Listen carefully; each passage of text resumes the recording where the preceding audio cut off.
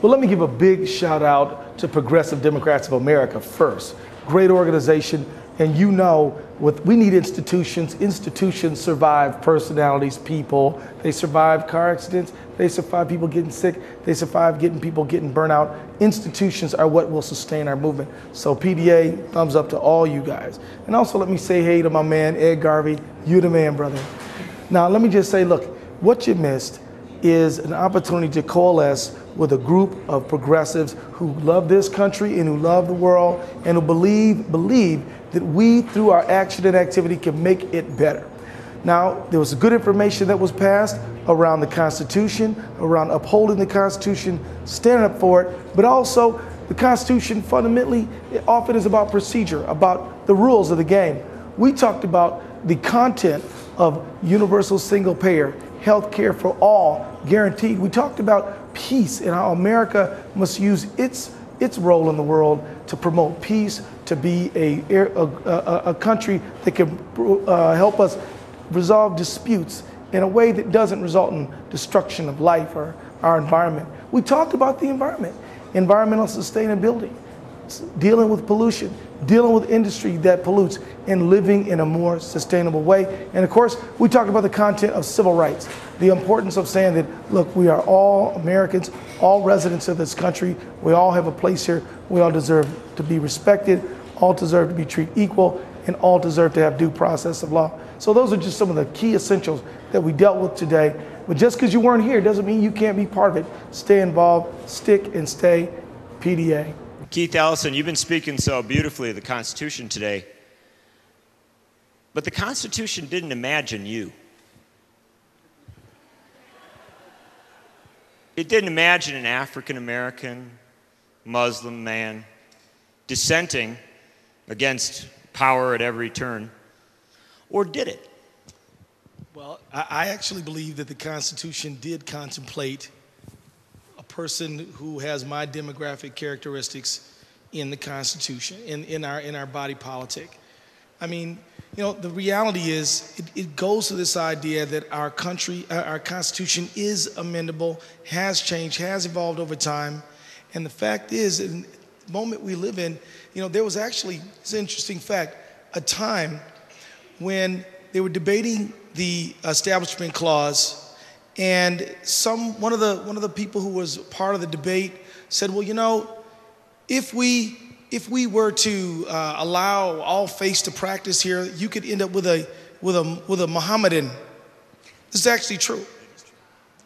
And the response was, well, that's not a problem, because if we end up with a Mohammedan, a Muslim, an anachronistic term for a Muslim, then that would mean that either the people of the country have all become Mohammedans, which is their right to do, or that this person is actually qualified for the job.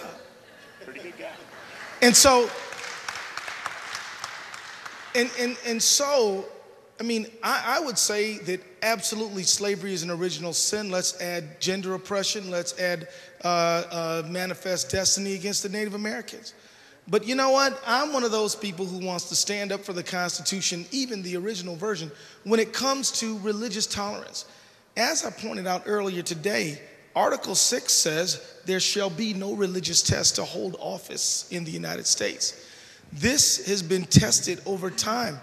Somebody wanted in North Carolina who was getting ready to be a witness, put their hand on the Quran, and there was a big ballyhoo about it, and their right to do so was upheld. I mean, the fact is that, you know, our Constitution is a brilliant document. I was contemplating. And I believe in naming names too. I have a colleague whose name is Congressman Bill Sally from Idaho, and he thought that he would tell the radio, you know, America's going downhill, in hell in a handbasket. He didn't use that term, but that's basically what he was saying. He said God didn't contemplate us, you know, having. First of all, he said a Hindu giving a prayer in the Senate. And you know what? We've really fallen behind in the House too. We now have a Muslim in our midst. And you know what? People, most of whom were not Muslim, were absolutely offended by his statement, rose up, made themselves perfectly clear on the issue, and he got a PR rap on the head for it. And it's true. So what I'm saying is that, yes, the Constitution contemplated me and it contemplated you. And as a matter of fact, if you really want to get down to the argument that the Constitution only contemplated the people who were within its ambit at the time that it was written, being a white male would not be good enough to get constitutional protection. Being a white male wasn't enough. You had to be a white male with some land, and you better not be Catholic or a papist, right? Or, Jewish, no way. As a matter of fact, I don't think you were white back then. That fluid concept of race had not reached Italians and Jews and other Southern Europeans by then. And so the thing is that we have a great country. We have a great country because we have great people who are going to fight to uphold the noblest ideals of our country. Some of them are embodied in the Constitution. So let's keep fighting. Let me ask you one more thing, and then I want to bring Jamie into it. Keith Ellison. We talked, most of these people were here before, so they heard our reference to when you swore your ceremonial oath on Jefferson's Quran, which is where I was getting with this thing of did they imagine you, because Jefferson was reading all this stuff, wasn't he? But did you know there wasn't? John, yeah. Jefferson, Benjamin Franklin, George Washington, all were reading the Quran and other spiritual texts as well. They wanted to figure out from the original document, from all these, they wanted to find some wisdom. Yep. But when you took that out, when you held it that day, what was going through your head? What were you feeling? This Thomas Jefferson's. I got all sappy and soapy and everything, like Kabul, I just started getting all like, I just wanted to hug everybody and sing God Bless America. I thought it was a great day. I thought it was a great day. And what I really thought? I thought to myself, why in the world do we concede patriotism to the right? They're not talking patriotism. They're talking about national chauvinism. That's what they're talking about. But love of country, love of our constitutional framework, love of the mountains and the rivers and the people of America, I just got all soapy about it. So that's what I thought. That's pretty good. That's all right, Keith Ellison. Jamie Raskin, you get all soapy about the Constitution. I get very soapy. But the only thing I wanted to add to that excellent set of remarks is that the Constitution we have today is not the Constitution we started off with. It was our last great Republican president, Abraham Lincoln, who spoke of... It's been a while. Yeah.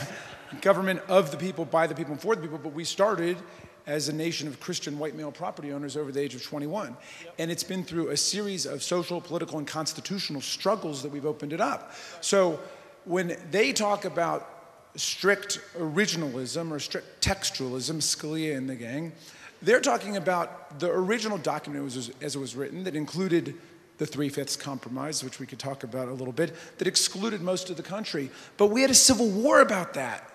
And we changed the Constitution with the Reconstruction Amendments, the 13th Amendment abolishing slavery, the 14th Amendment giving us equal protection under the laws and due process, the 15th Amendment denying the states the right to discriminate in voting on the basis of race. In fact, if you look at the amendments that have been added since the Bill of Rights, the 17 amendments that we've added since then, they've all been democracy expanding, vote adding constitutional amendments. So the 17th Amendment said the people will elect U.S. senators, not the legislatures. The 19th Amendment, women's suffrage. The 23rd Amendment gave D.C. the right to participate in presidential elections. The 24th Amendment got rid of poll taxes and so on. But we still don't have what you see if you open up the South Africa Constitution. The very first article, every citizen of South Africa has a right to vote at every level of government. We don't have that. So we've got millions of people who can't vote in America. Anybody here from Washington, D.C.?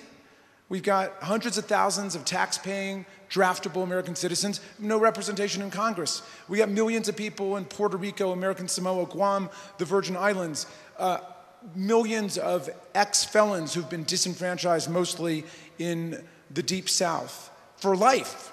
You know, if you're in Florida, what, 400,000 people couldn't vote in 2000 because they had felony convictions. Unless you could, of course, get a pardon from the governor, Jeb Bush, and he'd commute your sentence and then you could vote. Our Constitution was a revolutionary, forward-thinking document. We got to catch up with the rest of the world now. And we cannot be afraid to talk about constitutional change.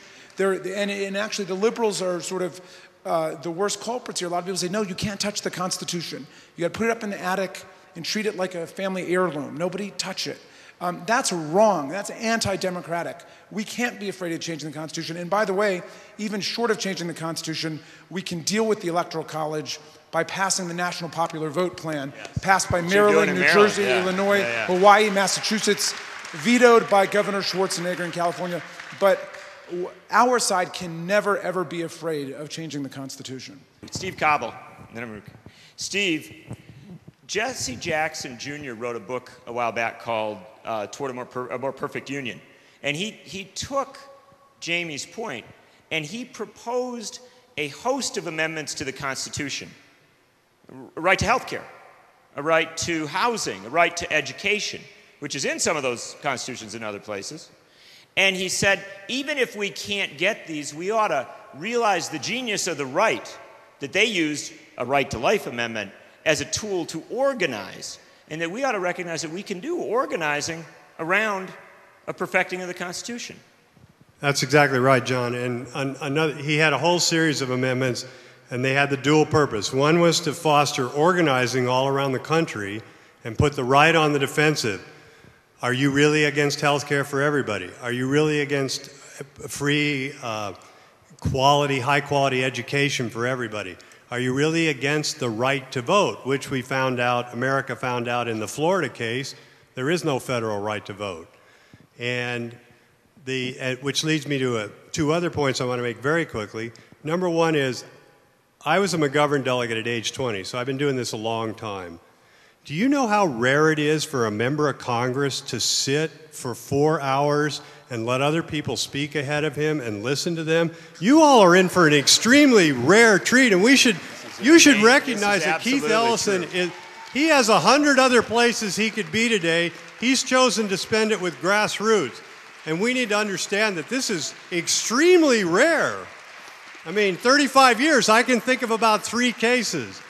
All right, now I'll quit, sucking up and I'll get back to the point here. The right to vote amendment was one of Congressman Jackson's chapters in his book, A More Perfect Union, Towards a More Perfect Union.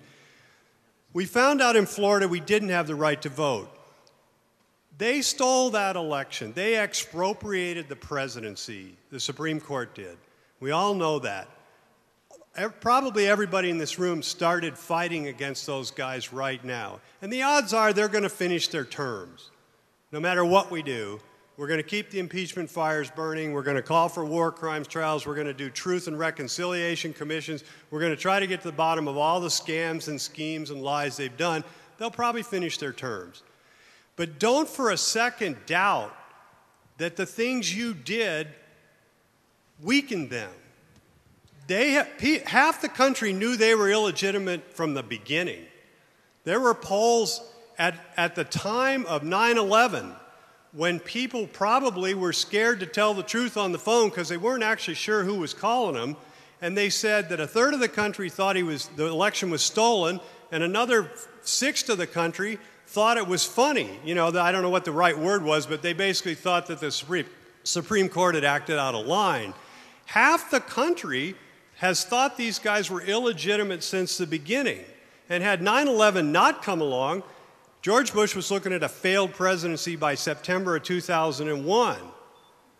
We have our fight against them. It's the exact same thing as the February 15th rally against the war, when the day the world said no to war, which Leslie Kagan was a main organizer of. The war started anyway.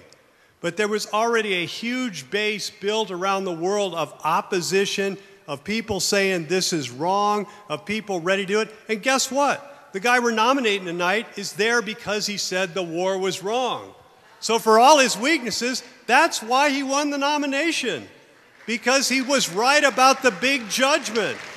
So the work that you've done on the Constitution in defending it, even though George Bush is still there, you've kept him from doing who knows what else, and you've set a stage where hopefully we can roll back some of the most egregious things that he's done, and maybe we can even get some judges who will read the Constitution in the next 4, 8, 12 years, and then we can get back to normal. Maybe then we can get to Jamie's project, which is improving it. Steve Cobble. Listen. If you've opposed a war, Leslie Kagan's been with you. If you've opposed sexism, racism, economic inequality, this woman has been there organizing for decades. For decades. And yes, I heard applause from the back, but where is it for the whole room? Because organizing is what we're all about. And let me say this, Leslie. You organize so people can get out there and make their voice heard. You organize so they can petition their government for the redress of grievances. How is that constitutionally protected right to dissent doing in the America of George Bush and Dick Cheney? Well, F for failure. I think that you raise an absolutely critical question. Let me go back to 2003, 2002 really, when the Bush administration announced to the world that it was going to go to war. Everybody knew, virtually everybody in the world knew that this war shouldn't happen, that they were lying to us. And so we formed this coalition called United for Peace and Justice. You can talk to me later about that. And we decided, as one of our first major activities, to organize a demonstration as part of a global and international day of anti-war action on February 15, 2003. What we didn't realize was that for 7 weeks, we would be engaged in a pitched battle with the city of New York over the right to have that demonstration. And what we realized, what we had known intellectually, and we then realized, were forced to realize in our guts and in our souls, was that the opposition to the war, that is the content of what we were protesting about, was intimately linked to our very right to protest. And that, in fact, that seems to be true. The harder the issue is, the more serious the issue is, the more urgent the matter is, the more necessary it is for us to defend, fight, protect our very right to speak about that issue. And what we've seen is that this curtailing and this attempt to undermine protests has not gone away. We see it right now, right this minute, out in the streets of Denver. Both here and in St. Paul next week, some $50 million of Homeland Security money has been poured in. They have grossly overreacted, but in so doing, I think they did throw out that fear and kept some people away. That's part of how they do it. They say the anarchists are coming. Whatever that means, and that, there's going to be chaos in the streets, and then they just arm the police and bring in police from the surrounding areas, et cetera, et cetera. If you've been downtown, you've seen it, you know what I'm talking about. But it's not only that. We've seen it in New York, and we've seen it in cities and towns all across this country, how hard it is to get the permits. They want us to play by certain rules, get permits or rallies and marches. We say, okay, we'll apply for the permits, we'll negotiate with you. But then they change the rules about how, what you need to do and when you need to apply and all kinds of nonsense that they put you through. On top of that, and I know this mostly from New York, but I think it's true in other cities too, they have literally shut down or closed down, limited the places where we can have our gatherings. So it's not just the big struggle for Central Park in New York City that many people might have heard about around the Republican convention. I mean, that area is still there, but there are many other areas of the city where literally you can no longer gather because they put in big security barricades or planted new trees or put in sculpture. Very nice, sculpture is great. But what that's meant is that public plazas are no longer available for people to gather. And I think that it's not just a question of, well, we have a gripe with our government, we're upset about something, and we have a right to protest. That all is true. We have a right to protest. But I think there's a much deeper issue here about what is the meaning of being in a democracy. And what that should mean is that every voice should be heard, whether or not you own ABC News or whatever media outlet. There should be vehicles, even if we have to create those vehicles, those vehicles for our voices to be heard. Not only do we have the right to express ourselves and the right to decide the form and the nature of how we express ourselves, but the authorities, the policing agencies, the government agencies, I believe, should have the obligation to protect that right, to defend that right, to make sure that in a democracy, that diverse range of voices are heard and that public comment actually means something. Leslie Kagan. Leslie Kagan.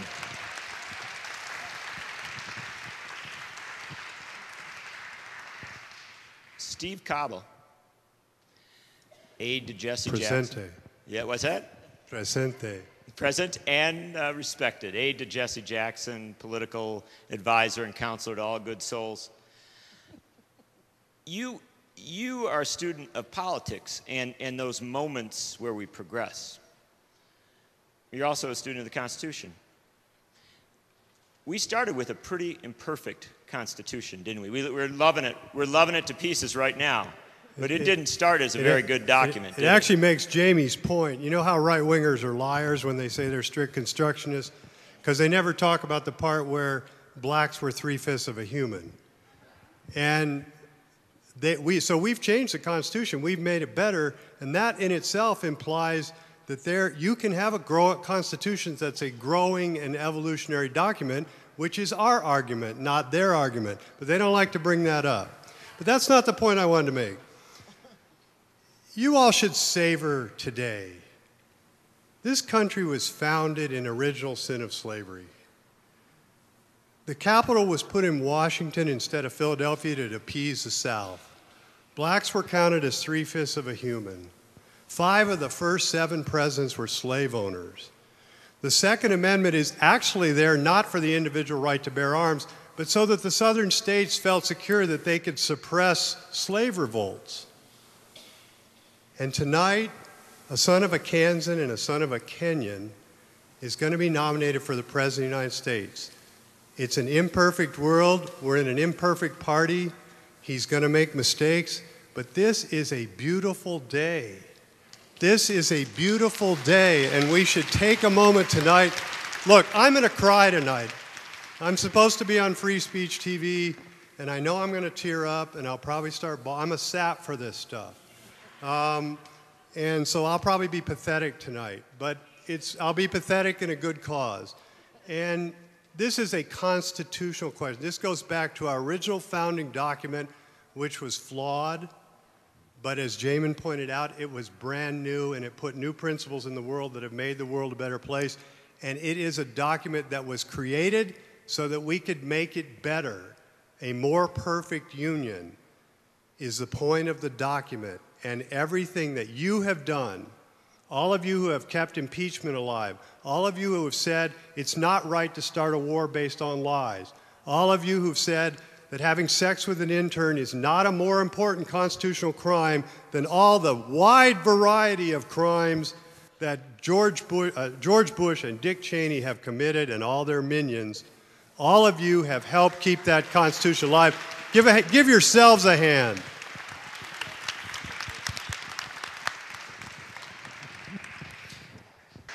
You want to say something. Yes. But I want to ask you a question. So you say something quick, then I'm going to ask you one quick question. No, ask a question. Okay. I'll put it all together. Steve just said illegitimate about the president. He's so mean. But you've been fighting against wars for so long.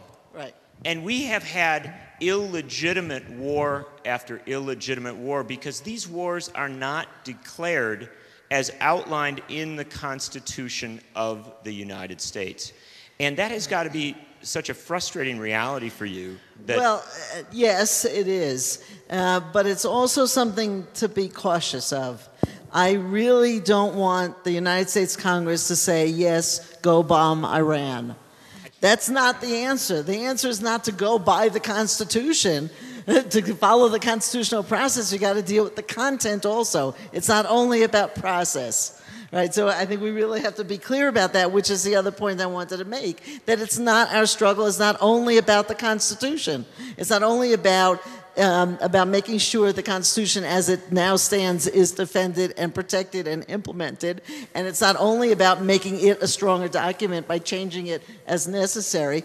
It's about all the other tools that we have to use to make sure those in power actually reflect the wishes, the needs, and the desires of the people they represent. And when necessary, we have to take those out of power and put other people into power. That's really what it's about. It's about power. And in fact, I would dare say it's about more than electoral power. And that our movement really needs to think about how we seriously challenge economic power and social power, how we struggle in those arenas, not only in the electoral arena. Because it's all of that together, and if we're really smart, all those pieces complementing one another, that begins to move us toward the kind of nation that we want to be, and that we believe we can be. Having said that, let me say one other quick thing, that yes, we are a great nation, but we are not the only great nation. We are not the only great people on the planet. We share a planet. Right? And sometimes we lose that in our enthusiasm for what is good and what could be better about our country. We sometimes kind of set ourselves above everybody else. And certainly those in power often do that, and we really have to struggle against that. One other quick thing to throw in here, it's sort of going back to an earlier point about the separation of church and state. I think that, when the right wing talks about fundamentalism and that how we have to be fearful of fundamentalism, there's a piece of that resonates for me. The part that doesn't, of course, they're only talking about one type of fundamentalism.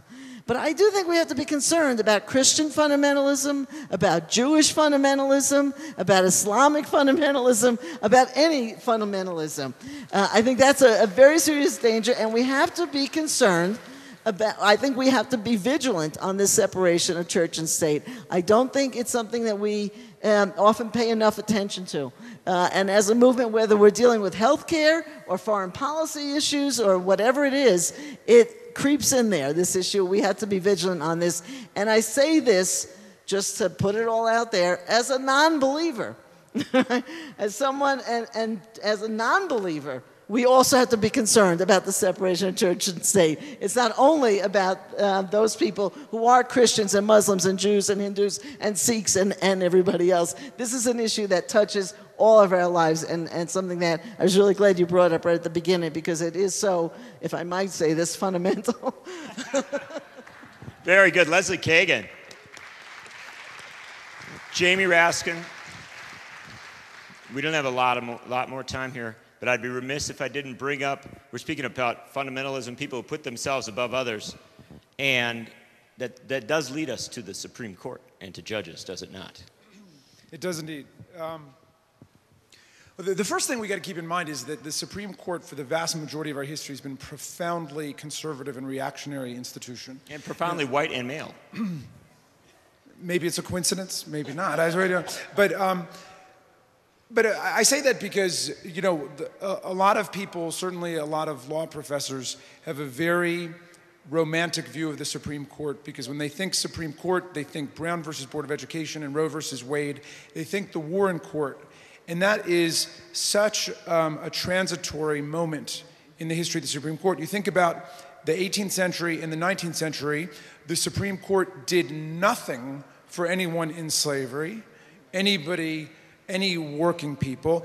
It was the bastion and the protector of property, and worked to define corporations as citizens, persons within the meaning of 14th Amendment equal protection and due process. Even after the Civil War and the Reconstruction Amendments, the Supreme Court went back to the racial baseline of the beginning of the country and completely emasculated the meaning of those clauses, like in Plessy versus Ferguson in 1896. So it wasn't until the Warren Court in 1954, Brown versus Board, for just a few decades, we had a Supreme Court that championed the civil liberties, the civil rights, and the democratic rights of the people. And under the Rehnquist Court, under the Roberts Court, we've just fallen back to the old baseline, which tells me that the progressive movements for change, the civilizing movements of the last century, have got to pay attention to the third branch as well. It has never been a neutral umpire. Either you're going to be on the side of the people and defending people's civil rights and civil liberties, or you're going to be like the Rehnquist Court, which appointed Bush to the White House. You know, today the Supreme Court names presidents. Presidents don't name Supreme Court justices. You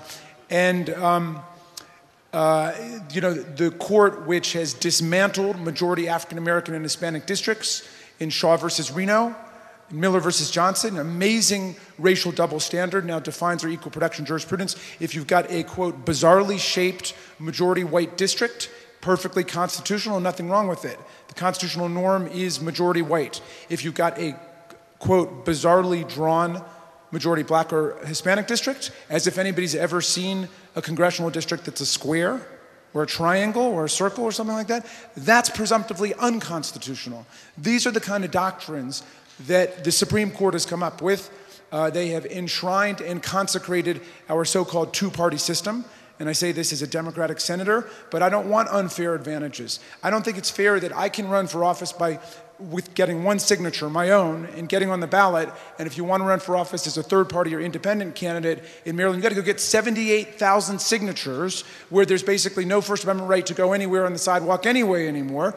I mean, I tried to get people in my family to sign a birthday card last week. I couldn't, it took me about 2 weeks to get those signatures together. How can you get on the ballot if you get 78,000 signatures with addresses and election precinct? That's wrong, and the Supreme Court does nothing about it. Does nothing about it. So, the Constitution doesn't talk about a two-party system, doesn't mention political parties at all, much less a two-party system, much less two specific parties. And those of us in the Democratic Party, by going along with it because it benefited us, what did we get in 2000? The two-party system collapsed into a one-party system. Because if the Supreme Court can stick it to the third parties, it can stick it to the Democratic Party just as well. We need justices who are going to defend democracy and the rights of everybody to participate. We also need leadership from the elected arena who will fight for that democracy. What happened in 2000? Yeah, that is a very good point, Leslie. That's why I ran for office. And we're wrapping around here. We're talking about all these important issues. We got John Bonifaz up in the corner there, a guy who's fought so many of these electoral justice struggles. Man deserving of great credit. Leslie actually bounced right in there and got I think, probably our best closing point. Jamie's exactly right about the Supreme Court. Robert M. La Follette, when he ran for president in 1924, said that federal judges ought to be elected too. Why should we have this supreme judiciary, or at least be term limited and be able to be recalled? Now that's scary. But Keith Ellison, I think the biggest constitutional crisis of the last 8 years has been that the Congress of the United States has not had the self-respect to stand up for its enumerated powers in the Constitution. I'll agree. I know you would agree, but what are you going to do in the terms to come to try and restore some sort of system of checks and balances, which really is what makes the Constitution work? Oh, yeah. Well, before I touch that, does anybody mind if I just acknowledge my family that's sitting in the back row? Thank you, please. Wow, are we lucky. Tell us who they are. Tell us who they are.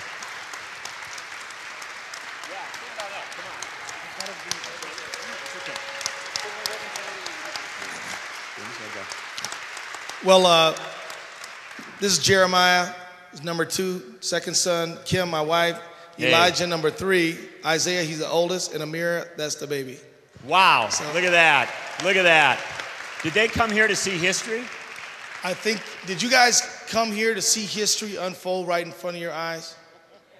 See, they're here for the history. We'll have to give you some.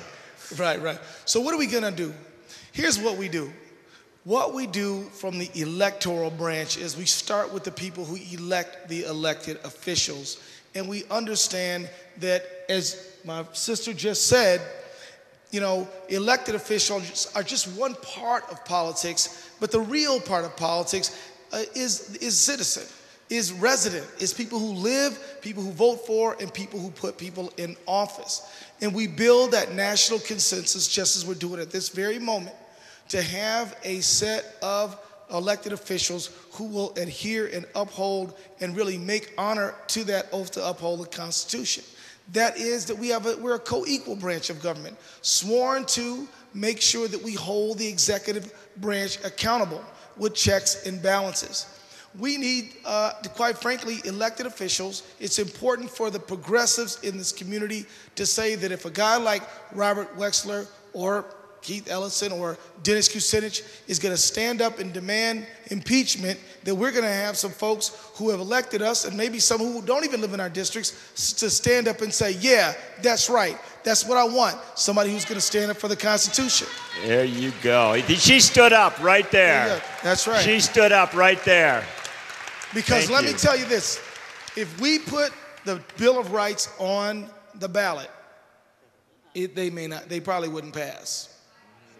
And so the fact is that, you know, we cannot put people's constitutional rights are exactly the thing that doesn't supposed to be up for popular support. Exactly, that's exactly what they're for. No, but we're not going to have a vote on whether or not African Americans sit on the back or the front of the bus. It's a fundamental constitutional right for people to sit wherever they want to sit. We're not going to have a vote on whether a woman has a right to choose or whether a person has a right to redress their grievances of their government. It's a fundamental, basic constitutional right, and it's something you get to do just because you are a part of this country. So that's what we need to do. We need an electorate who is educated, informed, and ready to go. And let me just say that when you find a member of Congress standing up for an unpopular group on the grounds or an unpopular issue on the grounds of the Constitution, don't just look at whether you like this group or whether you don't like this group or like this issue or don't like this issue. Support that member of Congress because they're standing up for people's rights to live freely. How does it mean to support them? My friend here has offered a few suggestions. Write them a letter and thank them. That's important. But also go to Congress when you can, if you can afford to, knock on those doors and walk through. The progressive community needs to continue to build itself into a recognizable voting bloc, recognizable voice that not just stands up for content stuff, which I agree with you, you're absolutely right about the content, but also stands up for that machinery that will give us the good content, which is our constitutional framework. So, John, thank you so much. It's been great. You've been, well, I mean, I just said our political director has a word, and then, Steve?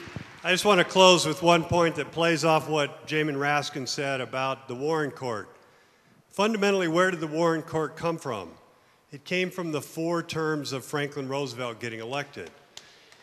That brings us back to this moment. Franklin Roosevelt, when he was elected, was not known to be a transformative political figure. The left at the time was worried about him. He ran on a balanced budget. But the labor unions of the time and the street heat made him a greater president. The civil rights movement made the domestic Lyndon Johnson a greater president. And we are in a potentially transformative moment now, which has implications all the way up to the court and the Constitution, where a constitutional lawyer is our nominee for president. And as we factor in the pluses and minuses of how hard we're going to work over the next 68 days to elect Obama president, we should factor in the courts as well, the Constitution. This is a man who chose that profession at first. That's no small thing. And how do we activate it? The vote. PDA. Everybody in this room getting out and working. Let me just, Leslie Kagan, you got one last word for us here. Tell us what to do. Well, I think that we, just following up on all these comments here today, actually, and thank you for including me in this panel. It's been really exciting. But we have a moment also, not only to do something in the electoral arena, but in these next 68 days, whatever it is, we need to be out there and visible on every single issue. We need to relate to the election process not only as an electoral process, but also as an organizing moment, right? So that when come November 5th and come January 21st, our movement is stronger than it is now, regardless of who is elected. And by that I mean not only to the White House, but also to the Congress, right? If we are not out there pushing and organizing, then none of the change we want is going to happen. That is the great lesson of history of this country. It happens because good people are elected, but because people who are not in those arenas, people out in the streets, out in the communities, at their workplaces, at their religious institutions, wherever they are pushing and pushing and pushing. That's our job. Leslie Kagan, pushing and pushing and pushing. Circling around to Congressman Keith Ellison, because great politics, great organizing. Now you got to have the call. What should they go out and do? Because I know they're going to vote. I know they're going to vote, but we're not just voters, we're citizens. What do they need to do? You know, folks, one of the biggest marks we can make to uphold our constitutional framework is to hold Karl Rove accountable for denying and ignoring the subpoena that was served upon him. Let me tell you, the Judiciary Committee voted for him to be held in contempt of Congress. Now we need a majority in Congress to vote that he be held in contempt so that he may be arrested and required to answer before the Congress. And now look, okay, hang on, one more second. Now, so what that means is, as the leaders of the progressive movement, all of us assembled in this room, this is a leadership meeting, we've got to go out and we've got to urge members of Congress to support it, and we've got to urge the Democratic leadership, Pelosi, Hoyer, to bring it up before the House. Look, we have September to do it. After that, we're done. We're going to go out and campaign during October. That means we need an enormous push from you, bloggers, writers, everybody. Deal with Rove in September in order to make an everlasting stand for the Constitution. Thank you. No compromise on the Constitution. No compromise on the road to justice. No compromise on ending the war in Iraq.